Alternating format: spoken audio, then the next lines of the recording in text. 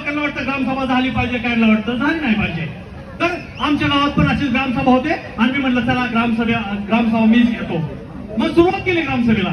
तर मंडळी कसं आहे माहितीये का, 15 ऑगस्ट 2007 सालापासून सुरू झालेलं महात्मा गांधी तंटामुक्त गाव अभियान.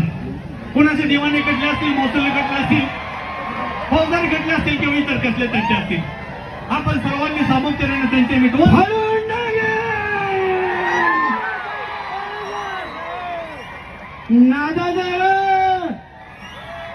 अशा टाळ्या वाजवल्यावर ग्रामसभा होईल का?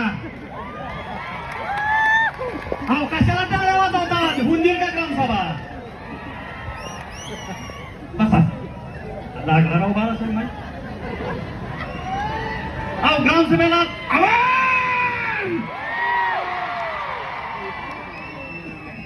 आला मागच्या आवाज नागाजळ आहे.